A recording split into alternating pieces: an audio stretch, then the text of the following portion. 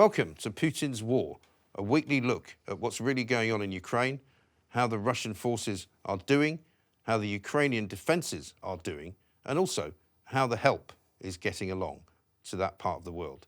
We're joined this week and every week for the near future by Hugh Andre, who is a Soviet military expert. Hugh, welcome to Putin's War. This is an idea that we had to try and keep everybody kind of informed, really, because a lot of the time you see footage in the papers, you see footage on television, you hear people talking from Ukraine. A lot of people don't really understand what's happening there. So we thought you could help us out with an overview. Tell us, first of all, about your sort of my background, qualifications, as it were. Sure. So, well, I spent a number of years in the British Army, late 80s to 90s, which of course was during the Cold War.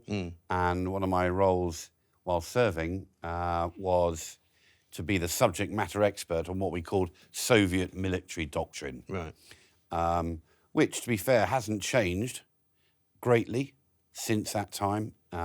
Certainly when the war started back in February, I was looking at kit and equipment on the television, thinking, I was studying that in 93, 94. Right. You know, that's a BMP, that's a such and such a sort of tank. Which I think surprised, many people how old the stuff was. How old their kit and equipment was. Right. And likewise, the way they operated. And we'll be talking about that, I guess, in more detail. Well, we saw, didn't we, in the early stages of the sort of tactical mistakes, I suppose, when they had these columns of tanks rolling through various parts of the countryside and supposedly were heading towards Kiev. And then suddenly they sort of stopped, and it seemed that the Ukrainians were able to blow quite a lot of the tanks up. Yeah, and that they were sitting ducks. That strategy seemed old-fashioned. Well, that is that, and that Soviet doctrine really lends itself back to the days when they assumed they'd be coming across the Rhine on what is actually relatively flat terrain in the Western Europe. And I know one of the things we're going to talk about is the type of army, the conscript army versus the professional army. Yeah. And ultimately, you're absolutely right. They just move in columns because it's easy for conscripts with very little training to understand.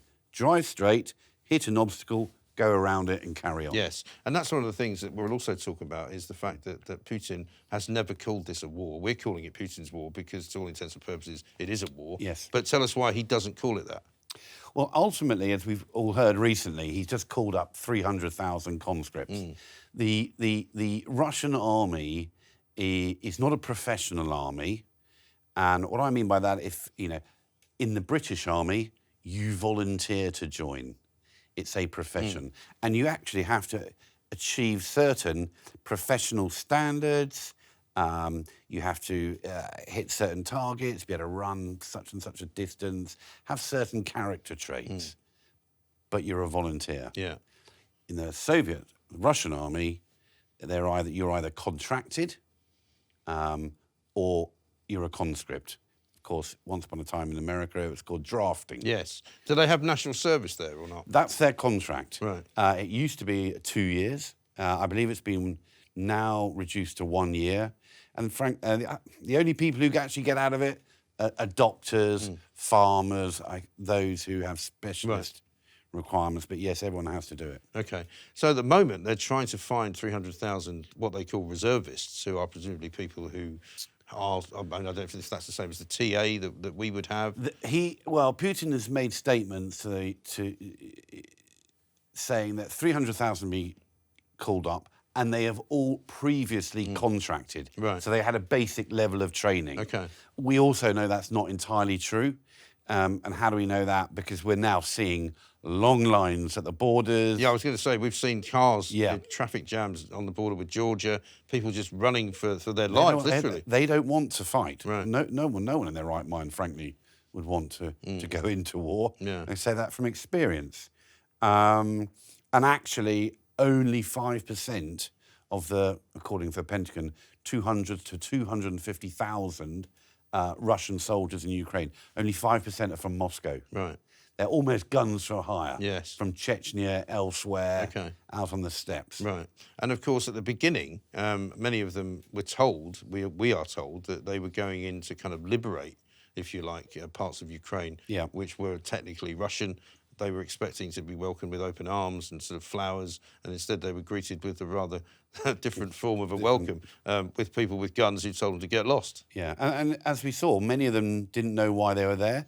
The reason, Mike, it's called a special operation and not a war is because the moment Putin calls it a war, he then effectively has to mobilise nationally however many people he believes, and he says he's got 25 million up his sleeve, but Putin's very good at telling everyone that they're doing something which he's doing, and as we know, it's not as you see. But that's the reason why he's calling it a special operation and not a war, because the impact internally in Russia will be very significant. Right. And you see information, obviously, that not everybody does see in your position as an expert.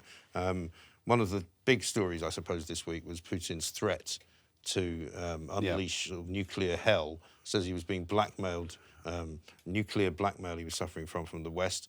He feels assailed. A lot of people said it's because he's weak, it's because he's losing, and he could actually do something daft, like unleash a few battlefield-type nuclear weapons. Is that something that's conceivable? Putin's very good at shouting loudly. He obviously, there'll be no mention of individuals being assassinated in Salisbury, or Western elections, democratic elections, being interfered with in the US and what have you. The view that people have of this guy can walk up and press a red button, that's not real. There are numerous protocols, numerous levels, and ultimately, why would he do that? I wouldn't be surprised if we see him use chemical weapons. Certainly, if he wants to take Ukraine, and ultimately, why did he go into Ukraine? Because it had become too Western leaning. Ukraine has said that they won't join NATO, but they do want to join the European Union. Yeah. He doesn't want that. He sees a threat from, 30 member states now in NATO? And actually, what his actions have done is only strengthen NATO. Yes. As we now see Well, Finland and Sweden. Finland and Sweden up at that end of the Russian Yeah. border are asking to join in. And he's sort of fighting a losing battle. But for his sort of domestic audience, I suppose, it suits his purpose to look like he's a Russian nationalist, that, you know, he doesn't want the European Union to encroach on what he would regard as the states that he gave independence to, or that the Russian state gave independence to. And it's kind of a land grab, as he sees it. Yeah, I mean, as the Chancellor of Germany said a couple of months ago, ultimately he wants to see another Russian empire. Yeah. And that suits his purpose at home, doesn't it? Yeah. I mean, tactically, getting access to the ports in the south, warm water ports, the ability to move goods in and out, that's really important. But one of the big issues the Soviet machine has is that it's a machine that has been built but actually isn't very well oiled, lubricated, or maintained. Right. And you see that 7-mile convoy, as you mentioned earlier, grinding to a halt. Well, it ground to a halt because it ran out of food. Right. It ran out of the petrol, the oil, the lubricants, the ammunition supply, etc. They don't have the supply chain, the logistical ability. I was going to say, when I first went to Bosnia, I travelled up in a convoy with the logistics squad, you know, and all logistics sort of people were there, who were the ones that did everything, it seemed to me. You know, they built the bridges, they repaired the roads, they brought the food, you know, everything, everything that kept the army, I suppose, marching, if you like. Yeah, and it's something that, you know, and I speak on behalf of the British Army, which, you know, our ability to supply, move, lift, etc., it has always been absolutely first class. And that was witnessed only last year and the year before. That's how the COVID vaccine got rolled out, was pretty much due to military logistical skills and experience. Right, incredible. So this is our first outing in Putin's war. What would you say was the kind of defining moment of this week in the conflict? Personally, I think the fact that he's had to go and call for 300,000 conscripts.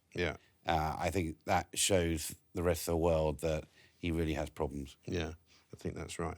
Well, we'll be back with this edition of Putin's War every week from now on, so look out for it on YouTube here at Talk TV. Hugh Andre is here with me. He'll be here with me every week as well, and we'll set up some questions that you can ask so that we can be of some help to you. Hugh, thank you very much indeed. Thank you. We'll see you next week.